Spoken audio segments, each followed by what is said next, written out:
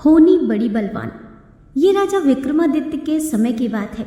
एक गांव में एक ब्राह्मण और ब्राह्मणी साथ रहते थे। वे बहुत ही निर्धन थे। उनकी एक लड़की थी जो विवाह के योग्य थी। एक दिन ब्राह्मणी ने ब्राह्मण से कहा कि वे राजा विक्रमादित्य के पास जाएं और कुछ मांग लाएं।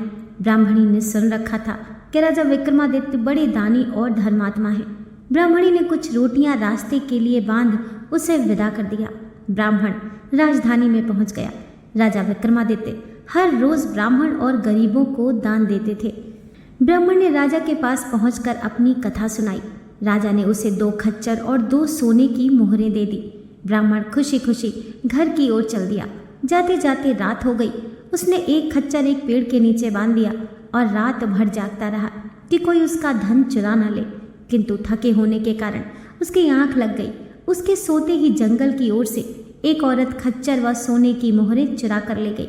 जब सुबह ब्राह्मण जागा तो खच्चर गायब थे।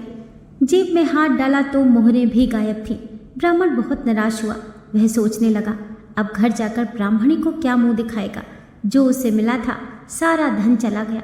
ब्राह्मणी के डर से वह पुनः राजा के पास गया और अपनी कहानी सुनाई कि किस तरह उसका धन चोरी हो गया। राजा ने उसे इस बार 4 खच्चर और 4 सोने की मोहरें दान में दी। ब्राह्मण और भी प्रसन्न मुद्रा में घर की ओर चल दिया। इस बार भी उसे रास्ते में रात पड़ गई, किंतु उसने निश्चय किया कि वह रात भर जागता रहेगा। होनी तो होकर ही रहती है। उसे नींद आ गई। फिर होनी औरत का रूप धर कर आई और खच्चर व मोहरें चुरा कर ले गई। जब ब्राह्मण सुबह जागा तो सारा धन लुट चुका था। अब फिर सोच में पड़ गया कि घर क्या मुंह लेकर जाए। घर जाना भी कठिन था और राजा से मांगना भी। आखिर हार कर फिर वह ब्राह्मण राजा के पास गया और फिर से चोरी का हाल सुना दिया। राजा ने इस बार ब्राह्मण को 8 खच्चर और 8 मोहरें दी। ब्राह्मण फिर घर की ओर चल दिया। राजा भी वेश बदल कर उसके पीछे आ गया। ब्राह्मण ने इस बार सोच कर रखा था कि वह किसी भी कीमत पर घर पहुंच जाएगा।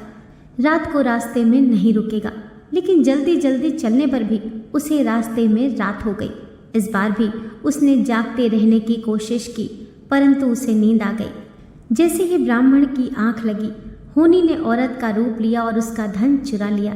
राजा ने पेड़ के पीछे से उसे देख लिया था और पूछा, तुम कौन हो और बार बार क्यों इसका धन चुरा रही हो। औरत ने बताया कि मैं होनी हूँ। मैं जिसे लग जाती हूँ उसके पास कुछ नहीं छोड़ती। तुम चाहे इसे कितना भी धन दो, मैं इसे कंगाल रखूंगी। राजा ने कहा, अच्छा तुम में इतनी शक्ति है तो मुझे लग जाओ। मैं राजा हूँ, देखता हूँ तुम क्या कर लेती हो। होनी ने ब्राह्मण के खच्चर और धन वापस कर दिए और राजा को व्याप गई। राजा अपने महल वापस आ रहा था कि उसे कोढ़ हो गया। वह 1-2 दिन इधर उधर भटकता रहा। देखते ही देखते उसका सारा शरीर गलने लगा। राजा एक अन्य नगर में रास्ते के किनारे बैठ गया। आते जाते लोग राजा को दूर से भीख फेंकने लगे। एक बार एक तेलिन ने कोढ़ी पर थोड़ा सा तेल फेंका। जब वह बाजार में तेल बेचने गई तो उसका तेल बढ़ गया और उसकी अच्छी कमाई हुई। दूसरे दिन तेलिन ने और तेल कोढ़ी पर फेंका। पिछले दिन की तरह उसे और अधिक पैसे मिले। ये बात उसने तेली को बताई।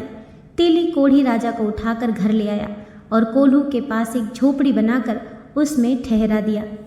जब कोल्हू में तेल निकलने का समय होता तो वह राजा विक्रमादित्य को लाकर कोल्हू के पास बिठा देते थे और उम्मीद से ज्यादा तेल निकलता। तेली के पास तेल ही तेल हो गया। इन्हीं दिनों उस राज्य की राजकुमारी पद्मावती का स्वयंवर होने वाला था। राजकुमारी ने एक बार राजा विक्रमादित्य को देखा था। तब से ही उसने निर्णय कर लिया था कि इसी राजा से विवाह करेगी। स्वयंवर में दूर दूर से राजकुमार आए थे। प्रथम दिन राजकुमारी वरमाला लेकर स्वयंवर में आई, परंतु किसी के भी गले में वरमाला नहीं पहनाई और जाकर अपने पिता को कहने लगी, पिताजी इस स्वयंवर में अभी भी कुछ राजा नहीं आए हैं, कृपया उन्हें भी बुला लीजिए। दूसरे दिन भी राजकुमारी ने पूरी सभा के चक्कर लगाए, परंतु राजा विक्रमादित्य को ना देखकर अपने पिता से सभी को बुलाने को कहा। अब राजा ने सिपाहियों को आदेश दिया कि कोई भूला भटका लूला लंगड़ा कोई भी व्यक्ति हो उसे यहाँ लाया जाए। सिपाही ने तेली के घर जाकर उस अपाहिज व्यक्ति को देखा तो उस कोढ़ी को उठाकर स्वयंवर में ले आए। राजकुमारी आई और सभा का चक्कर लगाया। अंत में राजकुमारी ने उस कोढ़ी व्यक्ति को एक कोने में बैठा हुआ देखा, जिसके हाथ पैर गले हुए थे। परंतु उसके सिर के ऊपर बादल का एक छोटा सा टुकड़ा छाया कर रहा था। राजकुमारी ने उस कोढ़ी के गले वरमाला डाल दी। सभी हैरान रह गए।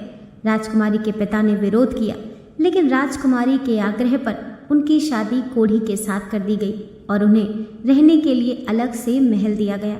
राजकुमारी ने कोढ़ी की बहुत सेवा की। उसे मालूम था कि ये राजा विक्रमादित्य हैं, जो किसी श्राप के कारण इस प्रकार हुए हैं। लोगों में भी ये खबर फैल गई और वे राजा के पास आने जाने लगे। राजमहल में धूमधाम से राजा का सत्कार होने लगा।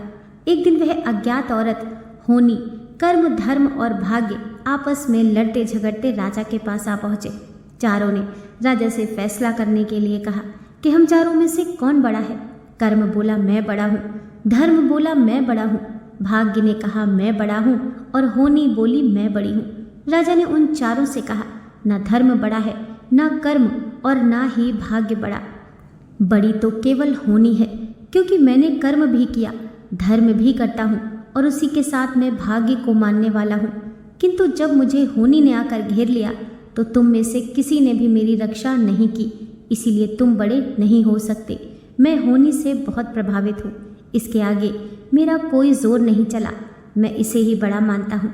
ऐसा कहकर राजा ने उसे प्रणाम किया। राजा विक्रमादित्य की बात सुनकर होनी ने उन्हें अपने श्राप से मुक्त कर दिया। राजा का कुष्ठ रोग ठीक हो गया। ये देखकर राजा और रानी बहुत प्रसन्न हुए। उनका राजपाट भी पुनः वैसा ही हो गया जैसा पहले था। दोस्तों, आशा करती हूँ आज की कथा आपको ज़रूर पसंद आई होगी। वीडियो पसंद आई हो तो लाइक कीजिए, चैनल को सब्सक्राइब कीजिए। मिलते हैं नेक्स्ट वीडियो के साथ।